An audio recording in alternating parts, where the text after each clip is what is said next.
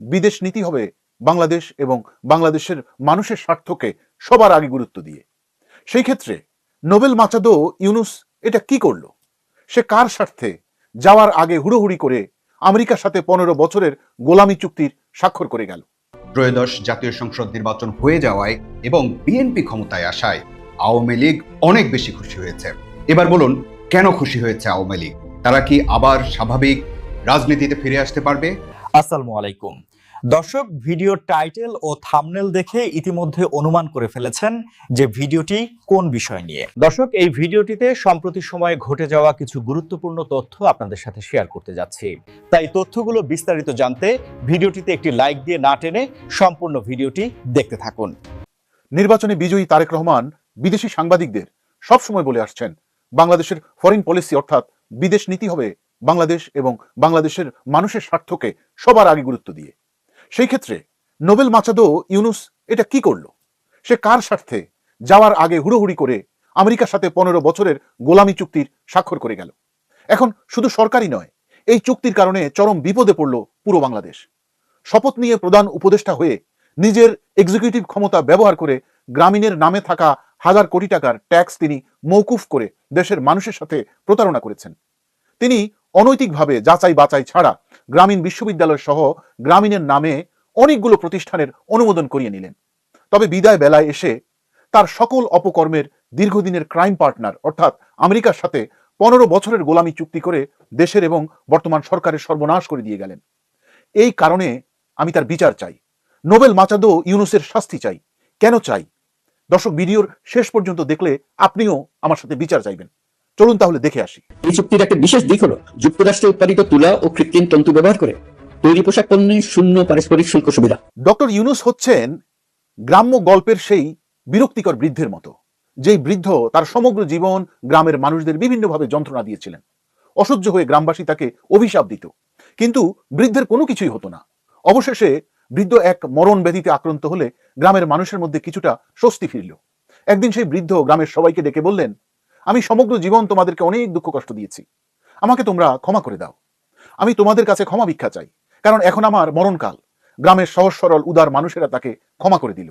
এখন বৃদ্ধের নতুন বায়না হচ্ছে, শুধু ক্ষমা করলেই হবে না, আমি আমার অপকর্মের কিছুটা প্রায়শ্চিত্ত করতে চাই। কি সেই প্রায়শ্চিত্ত? এবার বৃদ্ধ বললেন, আমার মৃত্যুর পর আমার লাশ কবর না দিয়ে আমার পেছন দিয়ে বাঁশ ঢুকিয়ে চৌরাস্তার মাথায় ঝুলিয়ে রাখবে। এতে করে পথচারীরা বুঝবে গ্রামের মানুষদের কষ্ট দেওয়ার পরিণাম কি হতে পারে। নিজেদের অনিচ্ছা সত্ত্বেও গ্রামবাসী তাকে ক্ষমা করে দিয়ে তার শেষ ওসিয়ত পূর্ণ করল। মৃত্যুর পর বৃদ্ধের লাশ বাঁশের মাথায় ঝুলিয়ে দিল। আর যায় কোথায়? এই খবর পৌঁছে গেল থানায়, এমনকি জেলা পুলিশের বড় কর্তা এসপির কানে। খবর পেয়ে দারোগাবাবু বিরাট পুলিশ বহর নিয়ে এসে শত শত গ্রামবাসীকে বৃদ্ধের মৃত লাশ বাঁশে ঝুলিয়ে অপমানের অভিযোগে গ্রেফতার করে কারাগারে ঢুকালো। অসহায় গ্রামবাসীর তখন একটাই আর্তনাদ, এই বৃদ্ধ জীবিত থাকতে আমাদেরকে অনেক কষ্ট দিয়েছে, আর ও মরে পুরো গ্রামবাসীকে জেলে ভরেছে। দর্শক, আমাদের এই গল্পের বৃদ্ধ হচ্ছে আমাদের Nobel laureate doctor Mohammad Yunus. 2007 সালে আমেরিকা এবং ইউরোপের সহায়তায় 111 করে দেশকে একবার মঈনুদ্দিন ফখরুদ্দিনের সেনাবাহিনীর শাসনে নিয়েছিলেন তিনি। সেটা ছিল 2 বছরের জন্য। তখন এই মাচাদো ইউনুস কলকাঠি করে দেশে -2 ফর্মুলার মাধ্যমে বেগম খালেদা জিয়া এবং শেখ হাসিনাকে জেল খাটিয়েছেন।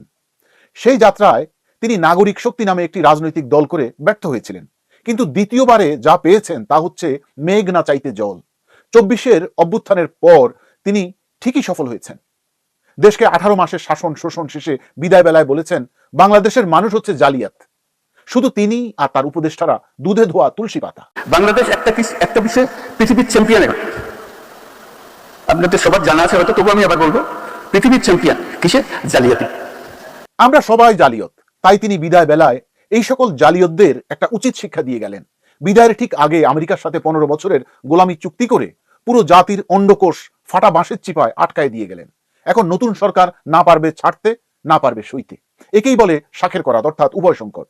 নোবেল মাচাদো তার পররাষ্ট্র উপদেষ্টা যেই খলিলুর রহমানকে দিয়ে কায়দা করে আমেরিকার সাথেই গোলামি চুক্তি করিয়েছে, সেই খলিলুর রহমানকে বিএনপি সরকার পররাষ্ট্র মন্ত্রী বানাতে বাধ্য হয়েছে। বিএনপি মনে করছে এই খলিলুর রহমান তাদেরকে আমেরিকার কুদৃষ্টি থেকে রক্ষা করবে। উপায় নাই গোলাম হোসেন, উপায় নাই। তবে যার পরামর্শে যেভাবেই বিএনপি খলিলের বিষয়ে এই সিদ্ধান্ত নিয়েছে তাকে ধন্যবাদ দিতে চাই। This call politics.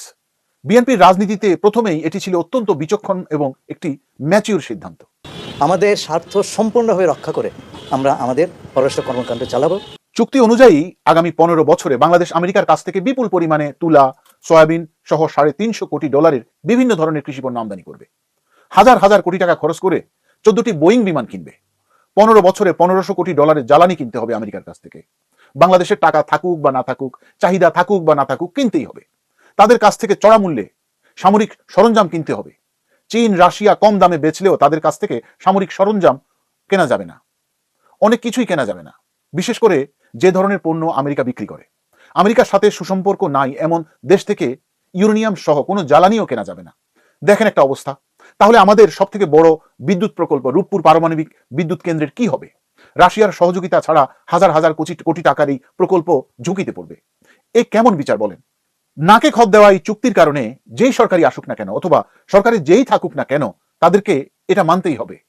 এখন আমেরিকার কাছ থেকে কেনাকাটার জন্য টাকা কোথা থেকে আসবে যাবার বেলায় নোবেল মাচাদো সেই কথাটি কিন্তু বলে গেলেন না।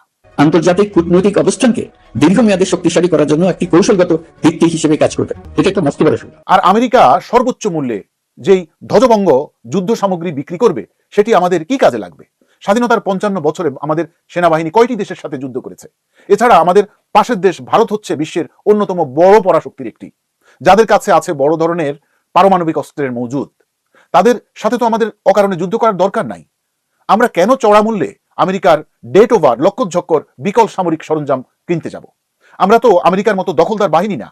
আমরা তো কখনো কোনো দেশ দখল করিনি, বরং আমরা আমাদের পূর্বপুরুষেরা নৈতিক মনোবল দিয়ে প্রশিক্ষিত হাজারো পাকিস্তানি হানাদারকে হটিয়ে আমাদের রাষ্ট্রকে আমাদের জন্য স্বাধীন করে দিয়ে গেছেন।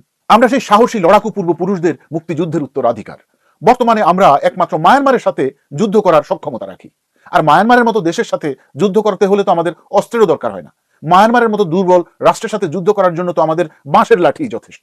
এই যে এয়ারক্রাফটগুলো, এই এয়ারক্রাফটগুলো কি আমাদের দরকার আছে? That is issue. আমরা যে এয়ারক্রাফটগুলো কিনতেছি সেগুলো কি ধরনের এয়ারক্রাফট আমরা জানি না, তাহলে বলতেছি কি 14টা কিনবো। এখন বর্তমান সরকার আমেরিকার সাথে করা এই চুক্তি বাতিল করতে গেলেই চরম সংকটে পড়বে।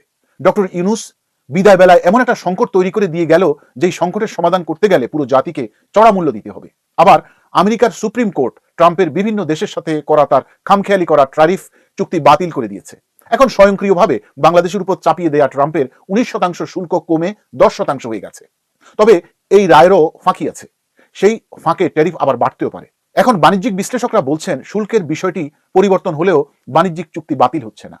তাই ভবিষ্যতে চুক্তির অধীনে যে বিষয়গুলো ইউনূস সরকার সম্মতি দিয়েছে সেগুলো বাংলাদেশ সরকারকে মেনে চলতেই হবে এবং মেনে চলবে, এটাই আশা করছে ট্রাম্প প্রশাসন।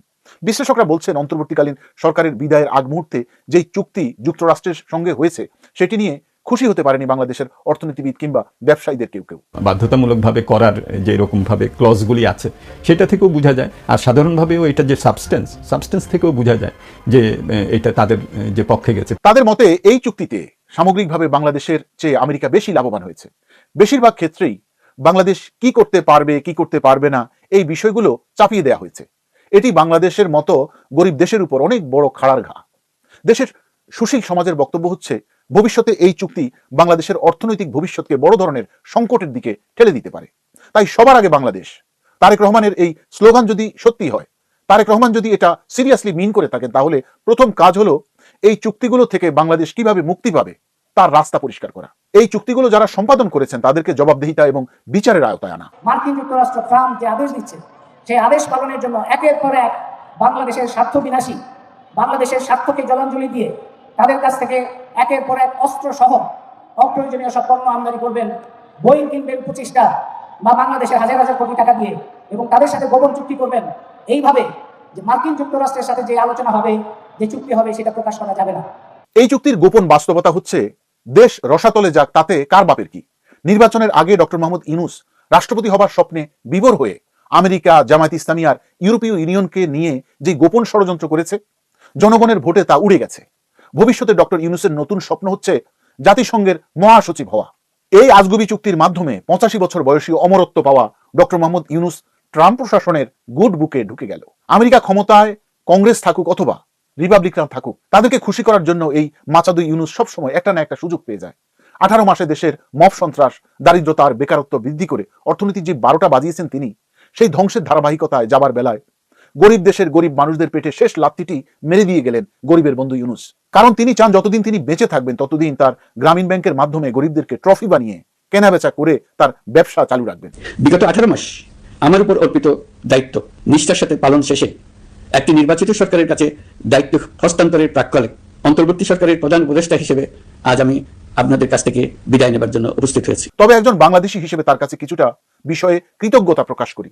তা হচ্ছে 5 অগাস্টের পর অভিভাবকহীন দেশের এক ক্রান্তি লগ্নে তিনি দেশের হাল ধরেছেন। হাজার বিতর্কের পরও তার নেতৃত্বে দেশে একটি অবাধ ও নিরপেক্ষ নির্বাচন সংগঠিত হয়েছে। শুরুতেই দুটি মজার প্রশ্ন করি। আচ্ছা বলুন তো, জাতীয় সংসদ নির্বাচন হয়ে যাওয়ায় কারা সবচেয়ে বেশি খুশি হয়েছে? নিশ্চয়ই এই দেশের সব মানুষ। এবার বলুন, এই নির্বাচনে বিএনপি ক্ষমতায় আসায় কারা সবচেয়ে বেশি খুশি হয়েছে? নিশ্চয়ই বিএনপির নেতাকর্মী বা সমর্থকেরা। কিন্তু এই দুটি প্রশ্নের উত্তরেই আরেকটি দলের নাম আসবে, সেটা আওয়ামী লীগ। সার্বিক অবস্থা বিবেচনায় এটা বলাই যায় যে ত্রয়োদশ জাতীয় সংসদ নির্বাচন হয়ে যাওয়ায় এবং বিএনপি ক্ষমতায় আসায় আওয়ামী লীগ অনেক বেশি খুশি হয়েছে।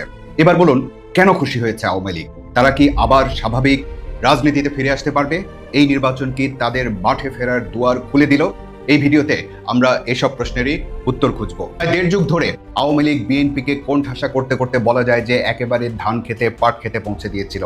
বিএনপির নির্যাতিত নেতাকর্মীদের বর্ণনায় সেসব কথা উঠে এসেছে বিভিন্ন সময়ে। আওয়ামী লীগ তাদের সাথে এমন আচরণ করেছিল যে হয় তাদের জেলে থাকতে হবে, নয়তো বাড়িতে ঘুমোতে পারবে না। একদিকে তারেক রহমানকে নির্বাসনে পাঠানো, অন্যদিকে বেগম খালেদা জিয়াকে হয় জেলে রাখা, নয়তো গৃহবন্দী দশায় রাখা।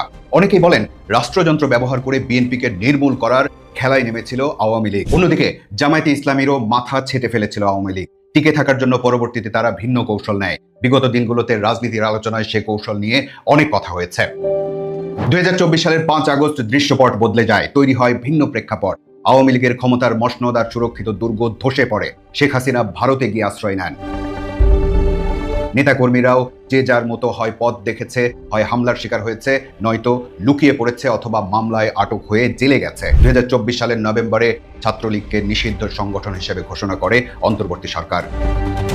2025 সালের মে মাসে আওয়ামী লীগের কার্যক্রম নিষিদ্ধ করে প্রজ্ঞাপনও জারি করা হয়। পরবর্তীতে বিচারের প্রক্রিয়ায় শেখ হাসিনারও সাজা হয়েছে।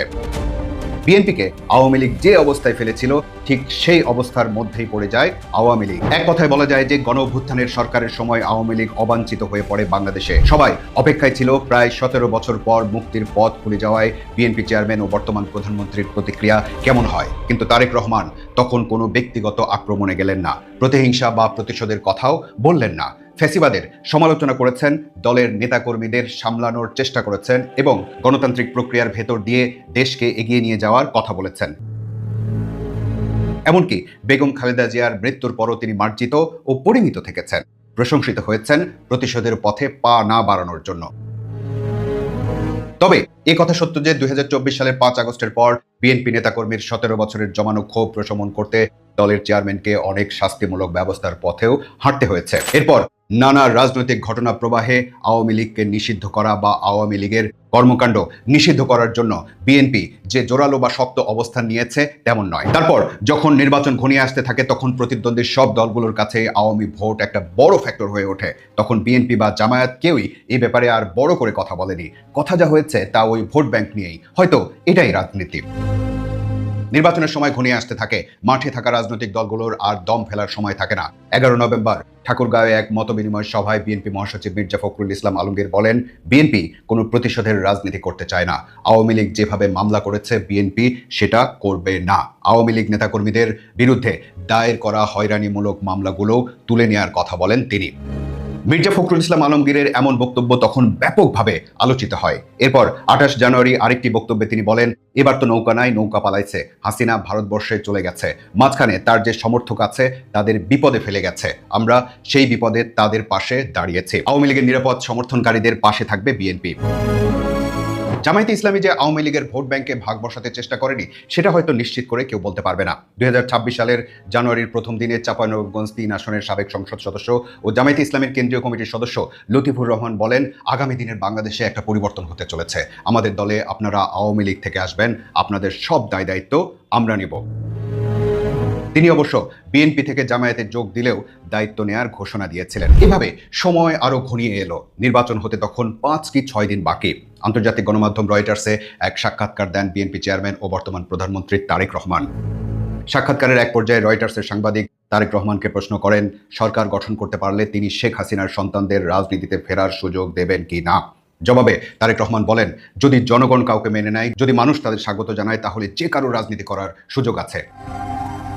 এভাবে তিনি নিজে সিদ্ধান্ত না নিয়ে জনগণের সিদ্ধান্তের উপর ছেড়ে দিলেন আওয়ামী লীগের ভবিষ্যৎ। 12 ফেব্রুয়ারি নির্বাচনের সংখ্যাগরিষ্ঠ আসনে জয়ী হলো বিএনপি। যে আওয়ামী লীগের ভোট ফ্যাক্টর হয়ে উঠেছিল, সেই ভোট কোথায় গেল? বিএনপি পেয়েছে নাকি জামায়াত, নাকি ভাগাভাগি হয়েছে? এই প্রশ্নের সঠিক উত্তর হয়তো কারো পক্ষেই দেওয়া সম্ভব নয়, কিন্তু নির্বাচনের পর থেকেই আওয়ামী লীগের উকি ঝুঁকি বেড়ে গেল। 13 ফেব্রুয়ারিতে একটা ঘটনা খুব আলোচিত হলো। সেই ঘটনার খবরের শিরোনাম ছিল, পঞ্চগড়ে বিএনপি নেতার উপস্থিতিতে খোলা হলো আওয়ামী লীগ অফিসের তালা। সেই ঘটনা হয়তো শুরু ছিল 15 ফেব্রুয়ারি ধানমন্ডি 32 নম্বর এলাকায় ফুল দিয়ে শ্রদ্ধা নিবেদন করতে গেলেন ঢাকা বিশ্ববিদ্যালয়ের সমাজবিজ্ঞান বিভাগের শিক্ষক অধ্যাপক আ ক ম জামাল উদ্দিন সহ 5 জন।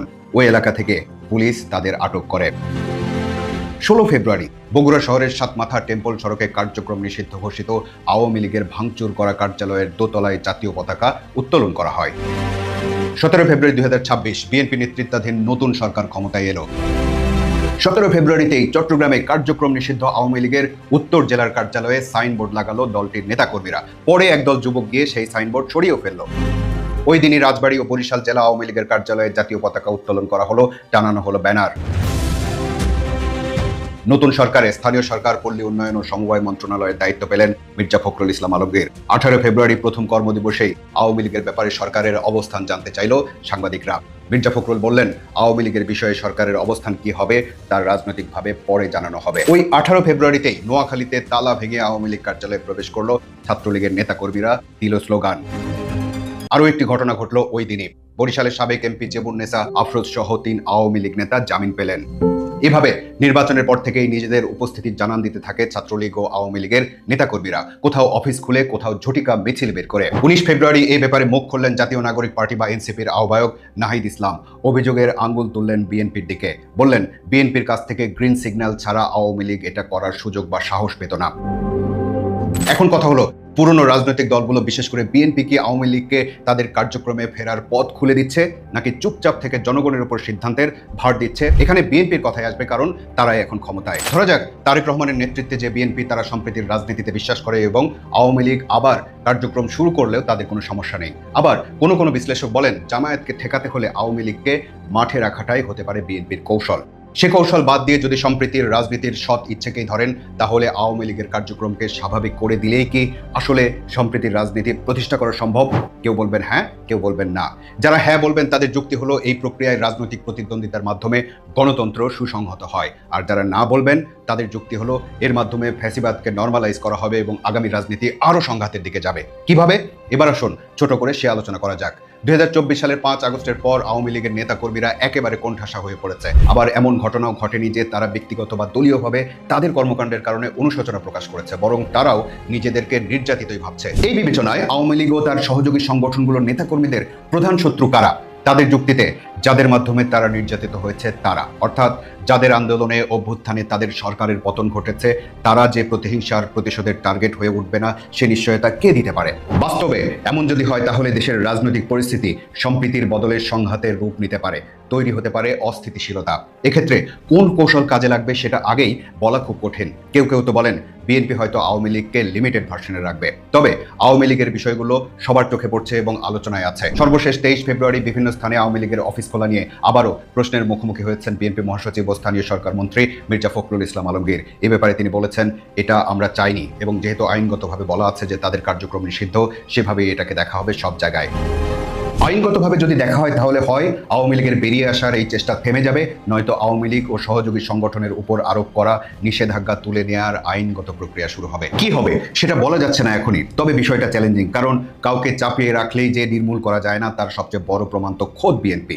কৌশল নির্ধারণে এই বিষয়টাও হয়তো বিবেচনার মধ্যে থাকবে এবং ভালো মন্দের জটিল হিসাব নিকাশের মধ্যে দিয়েই যাবে আগামীর রাজনীতি। দর্শক, এই ভিডিওতে আপনাদের সাথে সম্প্রতি সময়ে ঘটে যাওয়া কিছু গুরুত্বপূর্ণ তথ্য শেয়ার করা হলো। এই সম্পর্কে আপনার গুরুত্বপূর্ণ মতামত আমাদের কমেন্ট বক্সে জানিয়ে দিতে পারেন, আর ভিডিওতে একটি লাইক দিয়ে আপনার বন্ধুদের সাথে শেয়ার করতে পারেন।